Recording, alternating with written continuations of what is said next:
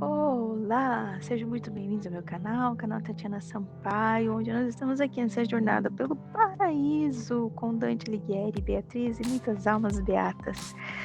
Nós que já estamos então na terceira parte, ou terceiro livro dessa obra maravilhosa que é a Divina Comédia, escrita por um dos maiores poetas que já existiu na história, que é Dante Alighieri. Por que um dos maiores poetas? Acho que é o maior de todos os tempos, porque ele conseguiu né, fazer uma obra assim perfeita, tanto no sentido literário, né, poesia escrita em estrofes em tercetos, né, que rimam, com toda uma estruturação literária ali referente ao poema, né, um poema épico maravilhosa, extraordinário. Mas mais do que isso, o conteúdo que está nesses tercetos ali combinados, nossa, é maravilhoso. E ele traz assim muita coisa sobre filosofia, sobre teologia, sobre história, sobre cultura, sobre muita coisa, comportamento humano, e agrega muito valor na nossa vida. Nós estamos no céu, aqui com ele e com Beatriz, aprendendo muito sobre as vidas das almas beatas, que tiveram uma vida na terra, mas que hoje estão no céu, gozando da eternidade, da vida boa e eterna, na glória de Deus. Então, esse livro, esse canto, esse livro, essa obra é extraordinária. Ele já passou aqui pelo inferno, pelo purgatório e agora está subindo no paraíso, né? Nós que estamos no terceiro céu aqui, que é alvo do planeta Vênus, né? Que é a forma como ele estrutura tudo isso aqui. A gente já começou a falar sobre este céu no canto anterior, no canto 8, mas aqui ele nos dá exemplos das almas que estão aqui para que a gente possa entender como que funciona este céu de Vênus e o porquê que as almas estão aqui, ok? Como sempre, eu trago a introdução do canto, todo o simbolismo, significado, todas as alegorias e simbolismos, para que você possa entender e extrair o que realmente a gente queria se expressar neste canto. Vamos lá, introdução do canto, então? Eu tô fazendo o vídeo dessa forma, como eu já expliquei aqui, porque é o melhor que eu posso fazer para vocês agora neste momento, quanto à qualidade, porque eu tô com um problema nos meus equipamentos e também por causa do tempo. Então, como por essa dívida, estou aqui, porque eu sei que é uma coisa que é um assunto que vocês gostam muito aqui no canal. E tô tentando fazer os vídeos da forma mais rápida e simples possível, então bem objetivo, bem simplificado, porque o que importa aqui é o conteúdo, tá bom? Então, é isso. Canto 9. Depois de Carlos Martello, fala Dante Cunisa de Romano, irmã do tirano Exelino. Prediz-lhe iminentes desventuras na marca de Treviso e de Pádua, e uma negra traição do bispo de Feltre. Folco de Marsella manifesta-se a Dante e lhe indica a alma resplandecente de Raabe, que favoreceu os hebreus na conquista da Terra Santa, invictiva contra Florença e contra a Cúria Romana. Essa Conisa, ela revela isso para Dante, né? Ela faz tipo como se fosse uma profecia, como já aconteceu lá no Purgatório, quando aconteceu lá no Inferno, as almas meio que profetizando algumas coisas que aconteceram na vida de Dante, que na verdade ele já tinha passado, que é referente a todas as mágoas e todas as dificuldades, todas as traições, todas as perdas que ele teve nesse exílio por causa dessas rivalidades políticas, tanto com o imperador quanto a Cúria Romana e tudo mais, tá bom? Então é sobre isso, essa profecia que ela fala para Dante, como as demais profecias, ok? Então no canto 9, o Dante ele encontra-se no terceiro céu, como já foi começado a explicar lá no canto anterior. E ela conversa com duas almas aqui, a Conisa de Romano e o Folco de Marsella, ok? Quem foi Conisa de Romano? Ela foi irmã de Exelino III, e ela foi uma mulher de fama duvidosa pela sua vida livre e que foi morta em Florença, onde ela tinha começado a sua vida de penitência, ou seja, ela se converteu, ok? Ela foi mulher de Ricardo de San Bonifácio, senhor de Verona, só que ela teve outros maridos e vários amantes. Ela está no paraíso porque, do seu arrependimento e conversão, ela se tornou religiosa no fim da vida. E por isso, então, ela conseguiu o céu, né? E ela fala que apesar da vida dela no mundo, ela não consegue sentir culpa, né? Ela não se sente, ela não sofre pelos seus pecados na terra quando relembra o seu passado. Você lembra que quando eles vão atravessar aqui, eles são lavados, eles são banhados em 2 rios? Um rio diz respeito a apagar a memória e outro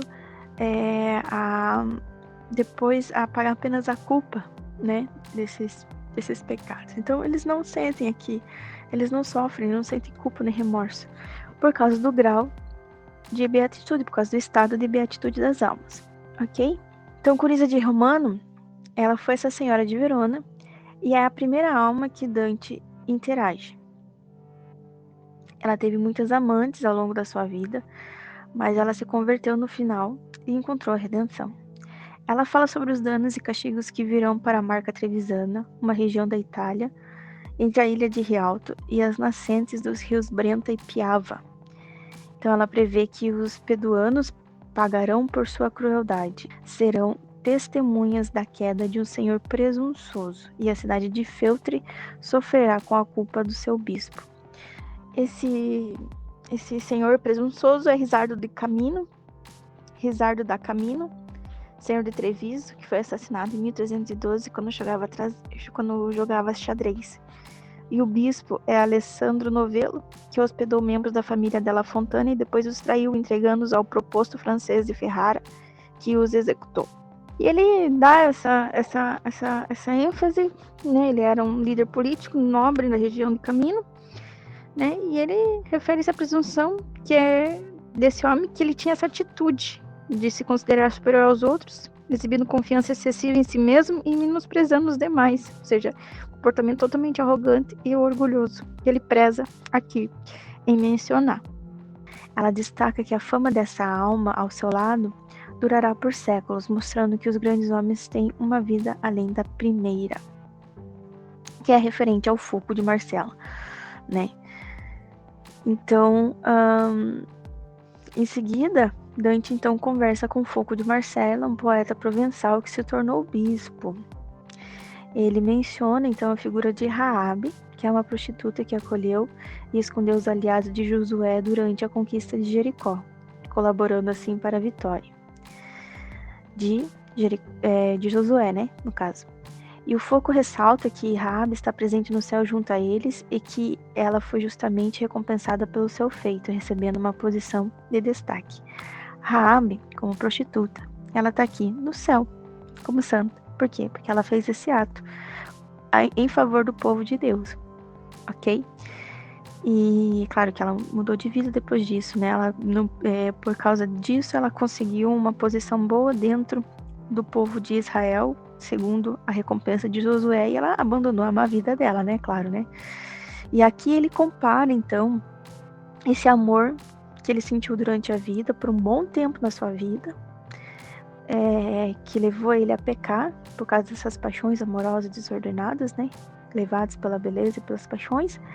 Então ele compara com essas paixões desordenadas como a de Dido, a da Rodopeia de Hércules e outros personagens mitológicos aqui, ok? E ele fala também que ele não tem arrependimento nem culpa, ele não sofre por lembrar de sua vida passada e seus pecados, né? Ele apenas vive a vontade de Deus e é feliz assim. Fechando tudo isso aqui. No início do canto, Dante pede a Beatriz, sua guia, para satisfazer o seu desejo de conhecer outra alma, e aonde então aparece a Conisa, e depois de Conisa, o Folco. Ok? Folco, ele foi um trovador e um poeta. Ele nasceu às margens do Mediterrâneo e é mais um provençal, entre outros, que o Dante escolhe para pôr na comédia, como Bertrand de Born e Arnaud Daniel, o que mostra ali talvez uma afinidade, ok? Então, no fim da juventude dele, ele entrou para a ordem cisterciense, tornando-se clérigo e mais tarde bispo.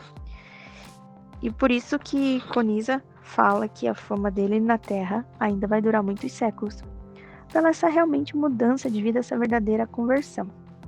Com certeza gerou muitos frutos para a igreja, ok? Eles irradiam essa luz, né? Então a primeira alma é a Conisa, que faz essa profecia ali para Dante. E ela foi conhecida na vida, né? Não com uma boa fama, mas ela se arrependeu e alcançou o céu.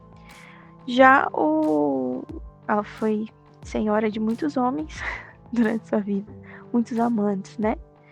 Mas ela se converteu antes de sua morte e agora brilha no céu por causa da luz divina. E ela fala sobre a depravação da Itália, já que a gente tá falando sobre paixões, né? Castigos e conflitos que vão acontecer, ok? Entre as cidades de Pádua, Vicenza e Feltre. A segunda alma, então, é o Foco. Ele compara suas paixões terrenas lá que ele viveu aos personagens mitológicos, como eu disse, ok? Então ele compara ali com o Dido. Quem que foi Dido? A Dido foi rainha de Cartago quando ela amou Enéas e ofendeu a Creusa, a mulher de Enéas, por causa do seu amor a Enéas e ao seu marido Siqueu. Então ela ofendeu tanto o marido dela com quem ela é casada, quanto a mulher do outro lado, Enéas, porque ela era apaixonada por Enéas. Então essas paixões aí, né, desvirtuadas, né, essas paixões proibidas, essas paixões ruins aí, né. Ele fala também sobre Iole, Hércules e Djanira, porque a Iole foi amante de Hércules. E daí que por ciúme, ela foi morta pela sua esposa lá, Djanira, ok? Rodopeia, que matou-se ao ser abandonada por Demofonte. Esses exemplos de paixões aí, né, que avassaladoras e desvirtuadas, né? Vamos dizer assim, pervertidas, paixões pervertidas, isso que eu queria falar. Raabe, ela foi então a meretriz de Jericó, escondeu os espiões de Josué, que Josué havia mandado a Jericó, facilitando a queda da cidade, e por isso foi salva da morte depois da vitória dos hebreus. Ok? Então, ele compara ali, né, essas coisas. E ele destaca a alegria da ausência de culpa no paraíso, apesar de toda essa má vida que eles tiveram por um determinado tempo, né? Porque as vontades deles são guiadas agora pela ordem divina. Então, aqui, Deus ordenou tudo, está tudo em paz, tudo pleno, tudo feliz, tudo alegre. E ele mostra, então, uma alma que é a mais brilhosa de todas nesse céu, que foi a primeira alma que pisou nesse céu. Você se lembra lá dos cantos? Tanto no inferno quanto no purgatório, Dante enfatiza que existia o limbo e que as almas que esperavam o Messias, o Salvador, e que acreditavam em Deus antes da vinda do Messias estavam nesse limbo, porque não existia ainda a entrada do céu. Foi Jesus que ligou o céu, né, e abriu as portas do céu novamente para todos aqueles que creem em Deus, né, e que se salvam, né. Tudo concorre para o bem daqueles que amam a Deus e vivem segundo o seu propósito ou a sua vontade. Olha só. E essa prostituta Raabe, assim como outros pais, como Adão, como Eva, como Moisés, como muita gente ali que estava esperando, Davi, que estava ali esperando nesse limbo, o Messias vir buscar eles e subir para o céu. Essa é a nossa fé, né? Que diz assim no credo apostólico: foi morto, crucificado, desceu à mansão dos mortos, resgatou todo mundo lá e subiu aos céus ao terceiro dia. Subiu aos céus, está sentado à direita de Deus Pai Todo-Poderoso, de onde há de vir julgar os vivos e os mortos. Então a alma de Raabe era uma dessas que estava esperando o Salvador, porque cria em Deus, né? E foi ali admitida a fé e a vida com os israelitas, ok? Então a alma de Raabe, a prostituta que ajudou os aliados de Josué na conquista de Jericó, é mencionada como uma presença mais luminosa desse céu. E ela é elogiada por sua contribuição para a vitória de Josué e é recompensada com uma posição destacada no paraíso. Ok? Então a correlação entre essas histórias e o canto reside em si na ideia da redenção e da justiça divina. Ok? E o Conisa e o Foco são exemplos dessas pessoas que se deixaram levar por essas paixões pervertidas, essas paixões virtuosas, mas que tiveram tempo e consciência de se arrepender e de mudar e transformar suas vidas, e por isso tem um destaque aqui nesse terceiro céu, ok? Então eles mostram que a misericórdia e a justiça divina podem superar os erros humanos. Olha que legal, ok? Apesar das suas experiências terrenas pecaminosas, do qual eles não sentem mais nenhum remorso, nenhuma culpa, nenhum sofrimento quanto a elas, eles são recompensados aqui, ok? Então aqui é isso, né? Eles falam sobre Raab, e eles falam no final ali de muitas almas, né? Então, a alma de Raab, a alma de Folco e a alma de Cunisa. E ele fala de outros seres mitológicos para representar as paixões desordenadas, as paixões pervertidas, as más paixões, ok? Então, ele fala no final lá. No final ele fala lá que Florença, que é a cidade de Dante ali, né? Florença teve origem demoníaca. E que o seu próprio pai ali foi o inimigo de Deus, né? Satanás. E ele fala muito claro isso, dizendo assim: a tua Florença, a tua cidade Florença, que nasceu da semente daquele que primeiro voltou as costas para o seu Criador e muita inveja semeou, produz e espalha a maldita flor que desviou ovelhas e cordeiros, fazendo do lobo seu pastor. Por isso, tanto o evangelho quanto os magnos doutores da igreja são abandonados, e em seu lugar só se estudam os decretos canônicos e as notas em suas margens. Só a isso atendem o Papa e seus cardeais, que não dirigem seu pensamento para Nazaré, onde um anjo Gabriel abriu suas asas. Mas o Vaticano e os outros pontos insígnes de Roma, que são o sepulcro dos seguidores de Pedro, logo estarão livres deste adultério. Então fala sobre adultério que é, né, paixão, né, desordenada. Que normalmente é fruto de uma paixão desordenada, ok? O que eles estão querendo dizer aqui? Eles estão falando referente à crítica ao Papa Bonifácio, que não empreendeu uma cruzada para a Terra Santa, esquecendo-se do episódio de Raab, que pela sua própria vida, né, com o risco de sua própria vida, ela ajuda o povo de Deus. E aqui essa crítica de Dante a esse Papa, que não quis ajudar nesse sentido. É uma metáfora para criticar os aspectos negativos e pecaminosos da sociedade florentina de sua época. Ou seja, aquele que voltou-se as costas para o seu Criador, é mais nesse sentido. Ou seja, a vontade de Deus era uma, mas nós seres humanos podemos aceitar e vivê-la ou negar ela, né? Nesse sentido. Ele está muito, nessa história, nessa obra, Dante está muito desiludido com a corrupção política, né? E as disputas internas e a decadência moral que existia em Florença. Tanto, não só política, mas também de ordem religiosa, espiritual, referente aos governos também da fé da igreja, né? Então, aqui ele faz diversos críticas, né? Então, uma dessas críticas é isso, que Florença é uma cidade que se afastou dos seus princípios religiosos e se tornou influenciada pelo pecado e pelo poder mundano. Tanto de um contexto e uma visão política de Dante, quanto também no contexto, uma visão religiosa de Dante. Então, ele está decepcionado com tudo. E é essa crítica que ele faz aqui, ok? Gente, esse é o canto de hoje. Canto 9, onde é explicado essas almas que aqui não estão perderem grau de beatitude por causa de alguns pecadinhos referentes às paixões más, às más paixões, as paixões desvirtuadas, as paixões pervertidas, as paixões... como é que é? Diz? Acabei de falar, né? Essas paixões, essas más paixões. Mas eles explicam que conseguiram a graça de Deus, estão aqui no céu e são muito felizes por isso, não sentem culpa, nem remorso, nem arrependimento, nem sofrem pelos seus pecados da vida passada, mas vivem felizes por estar agora na graça de Deus e viver na sua vontade, a sua plenitude aqui nesse céu. Ok? É claro que, eu vou viver a vida de qualquer forma, de uma paixão, né? Uma paixão desordenada, uma paixão desregrada, depois eu me converto. Não é bem assim que funciona, tá bom? A ignorância ajuda muito nesse sentido, né? Às vezes a gente comete pecados e a gente não sabe que é pecado, mas quando a gente percebe que é pecado, a gente tem que abandonar o pecado e converter a vida, né? Mudar de vida. Então é isso, metanoia, conversão é mudança de mentalidade. Então foi isso que aconteceu com Raabe, foi isso que aconteceu com essas outras duas almas aqui que estão nesse céu, tá bom?